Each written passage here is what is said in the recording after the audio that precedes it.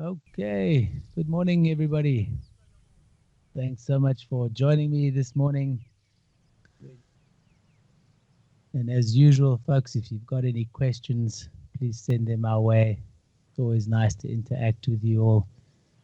And if I have any questions for you, feel free to answer. If you have the answer, let's see what we can learn over this next little while.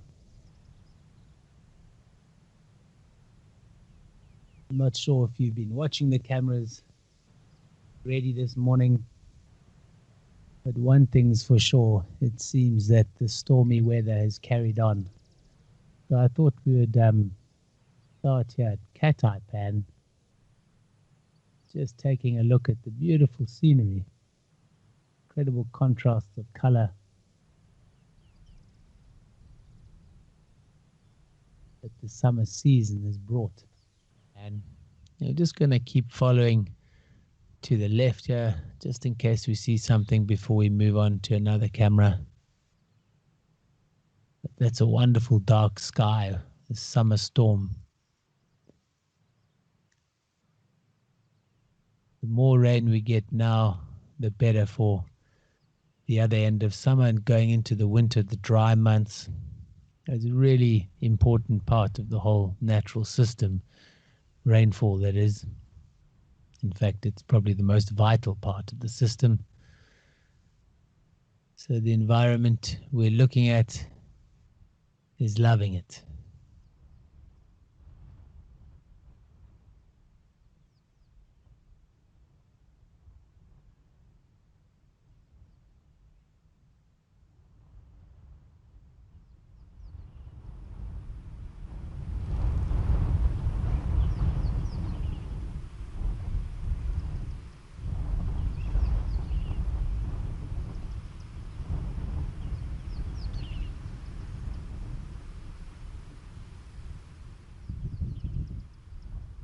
Okay, as we can see, there's not much in the way of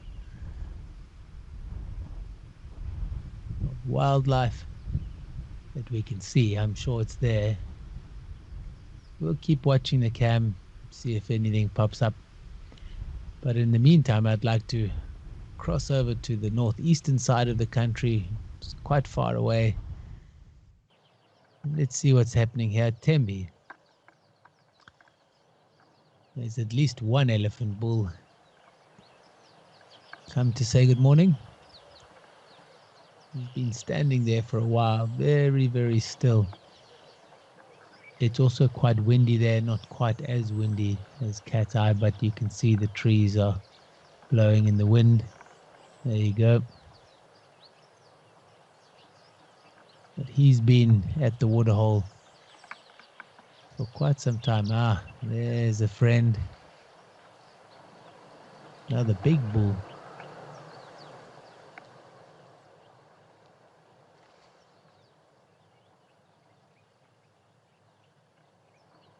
Let's watch them for a while and have a listen to the environment.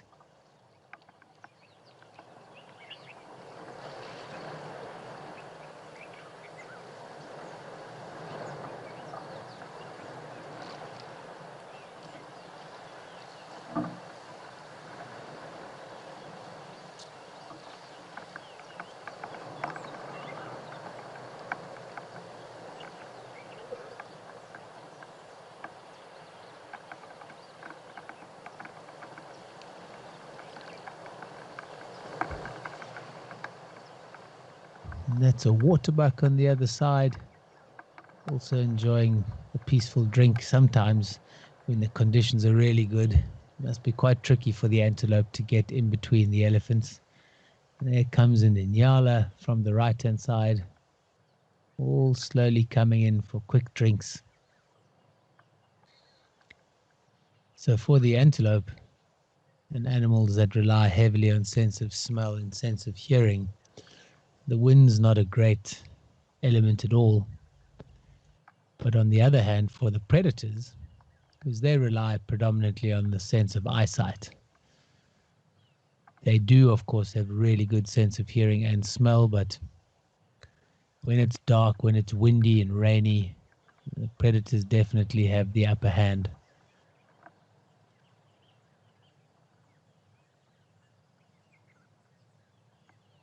So for them, when the wind blows, it's a good time to hunt.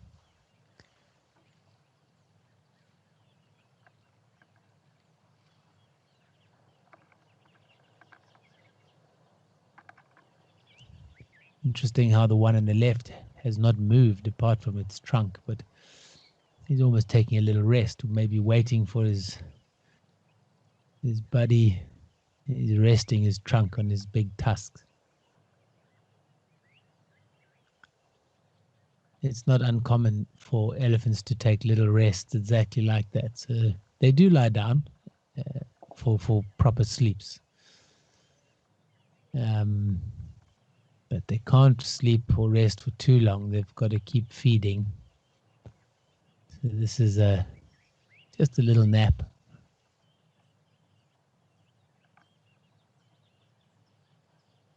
We've often seen them do that in the heat of the day in shade. But on a day like today that's overcast,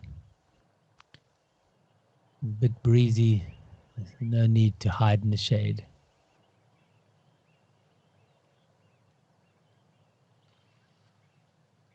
The other thing to bear in mind is that whole concept of elephants communicating at low frequency. So those two, I would say, almost definitely are in communication with each other. And we'll see what happens now. Let's see as his mate from the right comes to join him, whether they'll move off together.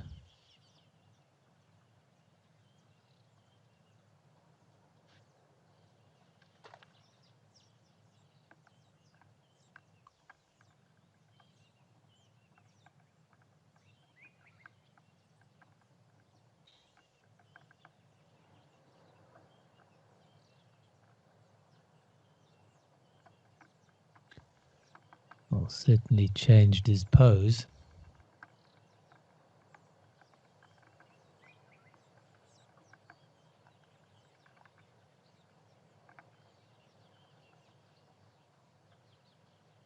I think the one on the left is the bigger elephant. Let's see how they greet each other.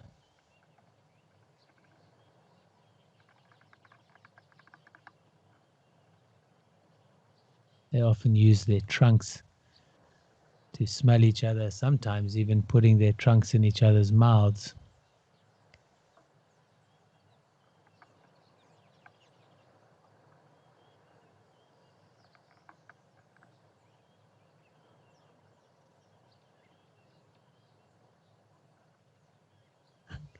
Having an elephant conversation.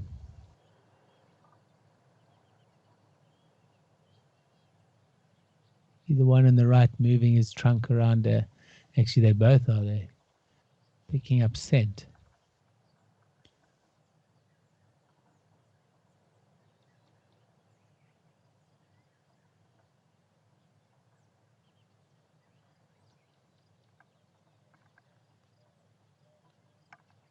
Just making sure that there's no competition between them.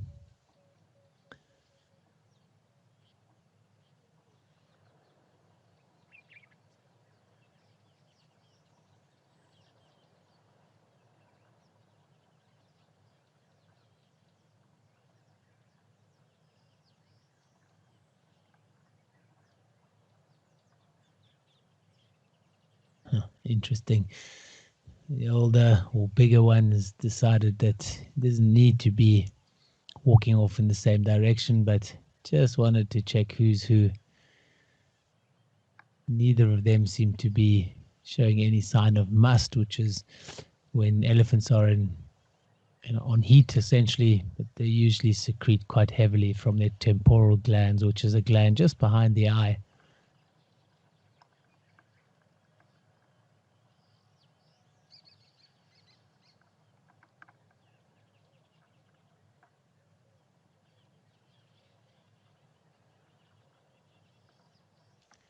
Let's keep watching them for a bit. It's quite interesting,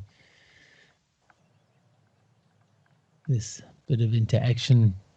It's quite tricky to work out exactly what's going on, but one can all quite clearly see that they're there is definitely interaction, some form of communication. Animals are also really sensitive towards body language.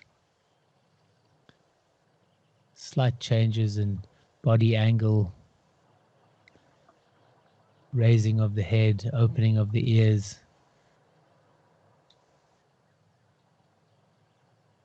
movement of the tail, they're all indicators that only they really know what they mean. But now it's that fellow's turn to sit and wait.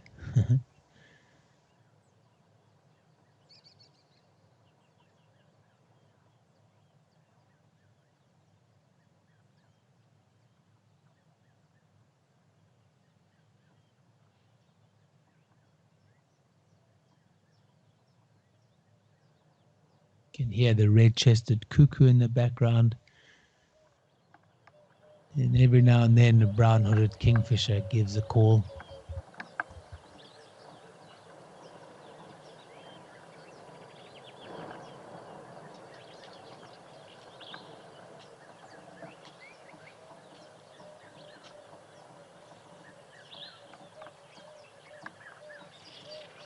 It's interesting how when some of these summer visitors arrive, some of them as far away as Northern Europe, they come here and they start calling almost immediately, and it seems like they never stop. And essentially what they're doing is they're determining territory and trying to court mates. It's obviously because of the warmer temperatures, the rain, that in turn causes lots of food, whether you're a seed eater, fruit eater, or an insectivore. The concept is the same. Feed up for the winter.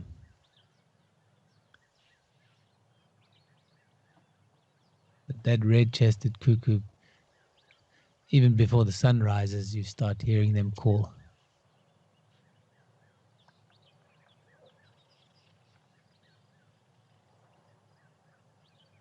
The ever-active woolly-necked storks in the foreground. No insect is safe.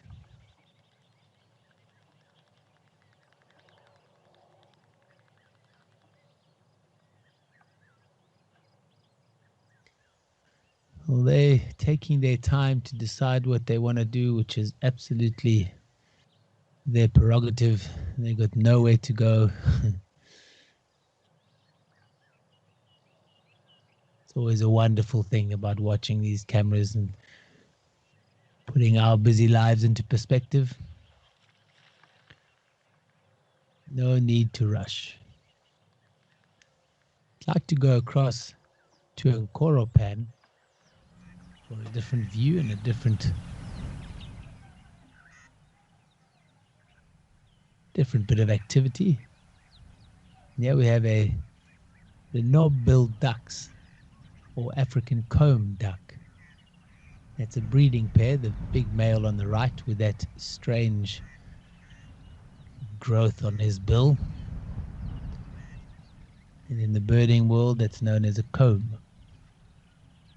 And the female on the left, no need to show off for her. It's only the males that compete for breeding rights. And he certainly is a beautiful male, so no surprise. He's lucked out there and got himself a wonderful waterhole all to himself. Look at that beautiful sheen on the back, the top end of his wings, as well as the soft grey on the sides. And actually the female is quite beautiful as well, with speckled neck and head. They're very busy feeding on grass. Unless there's an insect that we can't see, maybe it's termites after the rain. There's often a termite flush, or the alanates take off the kings and queens of the termite world. So I'm not sure, but it looks to me like they're feeding on grass, because they will feed on both. It's just an interesting duck, not one sees all the time.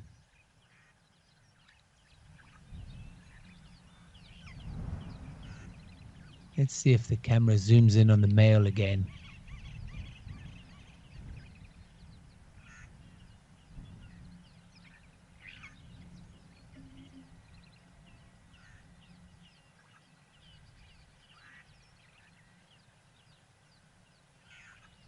you go. Just look at that beautiful sheen on his back, sort of a greeny purple turquoise as the sun catches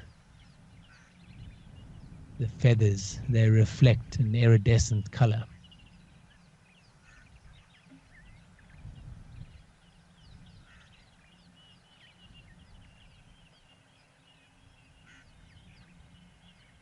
There we can also see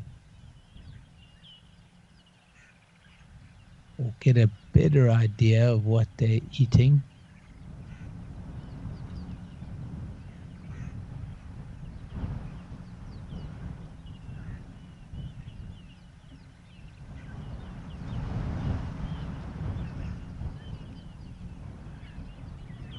If you look at the ground, I think they're ants though, but there's a lot of movement on those patches of bare ground. I think what they could be feeding on is the grass seeds.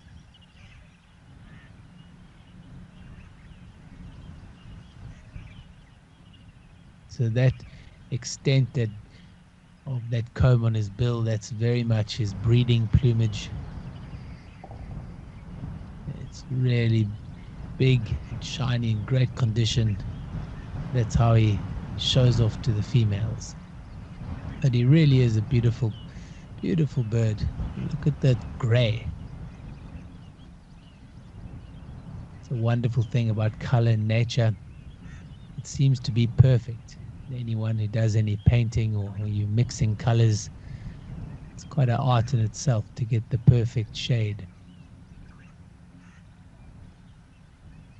But nature seems to have that under control. Let's see if the camera can zoom out and give us an idea of what's going on around the rest.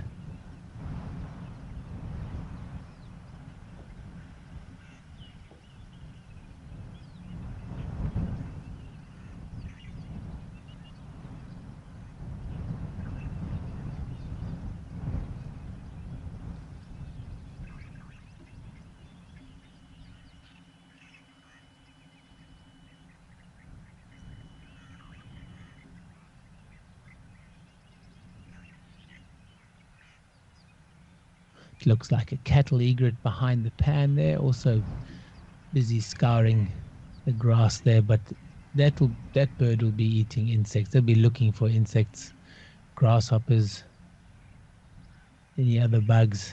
There's also two blacksmith lapwings at the edge of the water.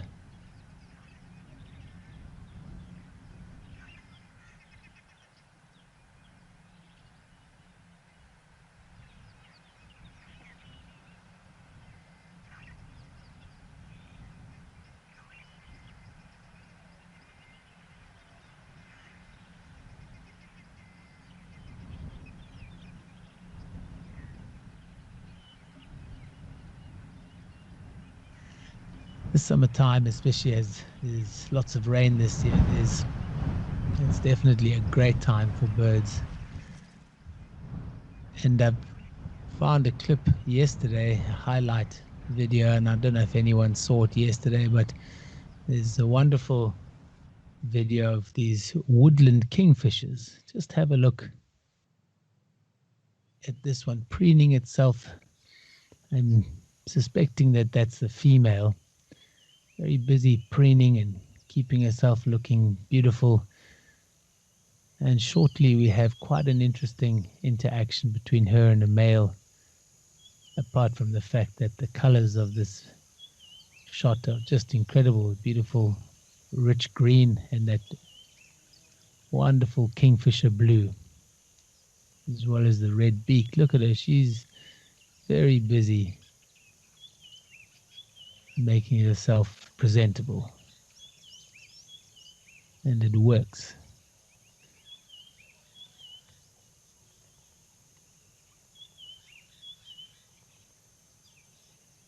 Just keep watching her. You don't often see them being active like this. We always hear them, but you don't often get to see them. And these are always a real indicator of summer.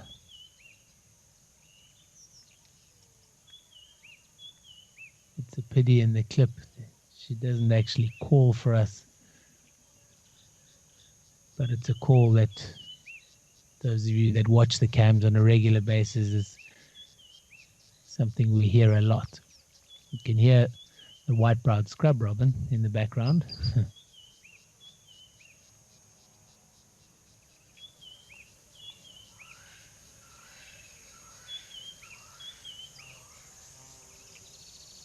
As well as the Swainson's Franklin or spurfowl,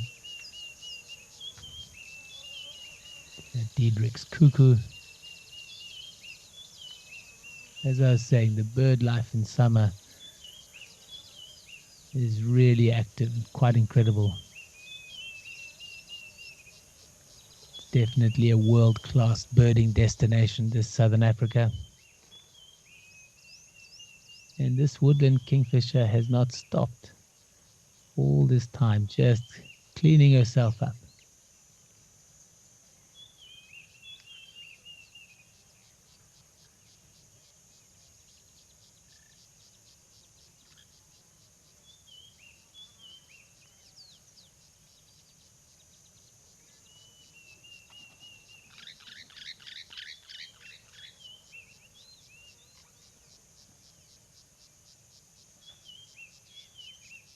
So there's definitely a concept here in the summer, as I was talking about, of courtship. And there's something called courtship feeding, where the male of the species will come in, there we are, and present, look at that little bit of food that she's playing hard to get and doesn't accept it. But that behavior is what I was really wanting to have a look at. It's quite unusual to capture it, where the male comes in and he had a little insect in his beak and he was trying to present it to her. I'm sure he'll come back and at some point she'll accept it. And typically not too long after that, the honeymoon period will start. Because you can see when he's not there, she's definitely interested in something. As soon as he arrives, she gave him the cold shoulder. Hard to get, not a bad plan. There's another clip of another bird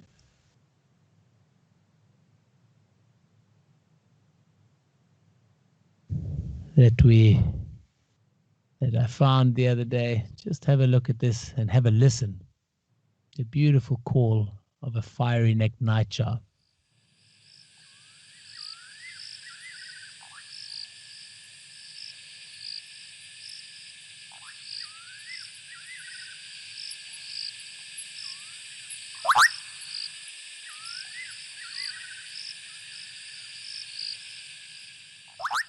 For those of you again who watch the cams on a regular basis, it's often a sound we hear. You don't often see the bird.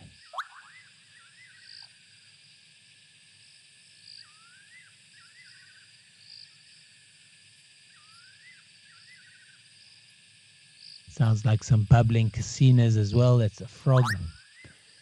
But the nightjars, in this case, this nightjar is sitting on that perch, calling out its territory. But you can see the size of its eye, really large. Their beak actually opens all the way to the back in line with the eye. If that makes any sense. They've got a short beak, but a very wide gape. They also have bristles on the side of their cheeks. And what they do, they sit at night in open areas with that very good night vision. And they're looking for silhouettes of flying insects against the lighter sky.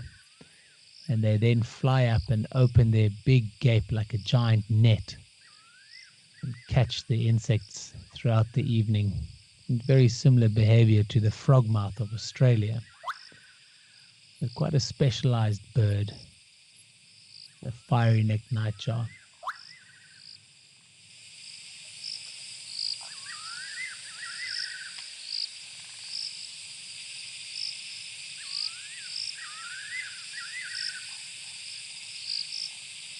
Wonderful sounds and quite unusual sights. We're going to go across now to Tau in the live cam again. which at the moment is looking like a groomed lawn, groomed by the zebras in this case. There's a waterbuck just relaxing in the soft grass. It really is a great time of year.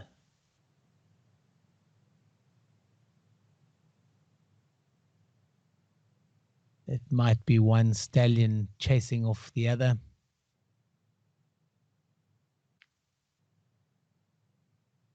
You'll typically find one dominant stallion who has a group of related females, referred to as a harem, and one crazy wildebeest running through the zebras.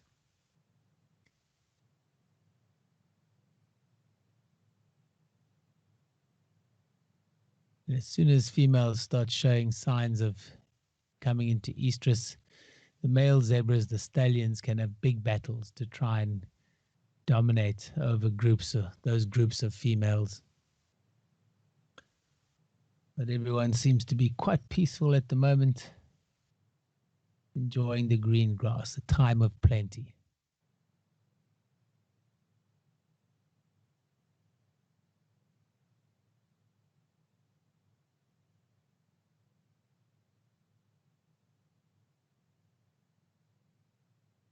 Again, it's quite clear that the order of the day is no rush. Except that lot. As just before we end the show, I'd like to go across to one more cam. We'll go to Rosie's, and some elephants have arrived. Another group of 3 coming in for a midday drink. It is quite windy as well.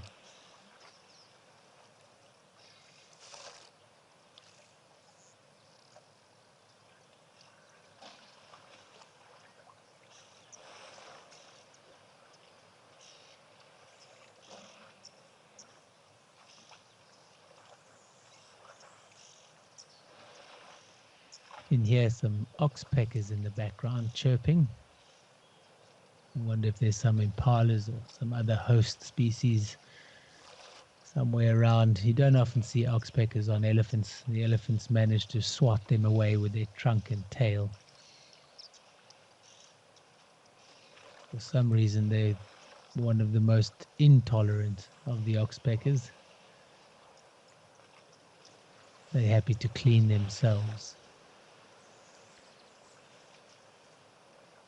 It's always wonderful to watch elephants having a drink.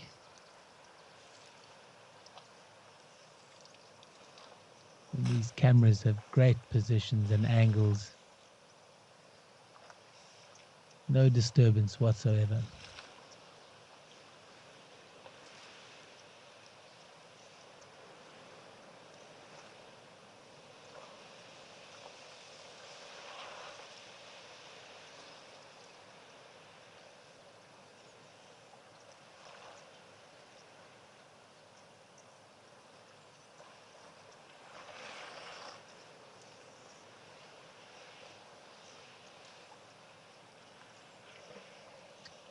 Folks, we've come to the end of the show for today, and as I often do, there's one last photograph, one snapshot I'd like to leave you with.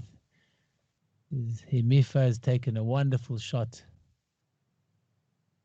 of what looks like a sunrise at Incorapan, just beautiful colors, and another great example of what we get to see on these cameras. Folks, as always, I encourage you to keep watching the cameras throughout the weekend when you get a gap. It's always a privilege to see what's going on in some of the wildest places in the world. Certainly some of the most unusual things from a wildlife perspective happen on these cameras. So have a great weekend, and I look forward to catching up with you on Monday. Have a great day further. See you soon.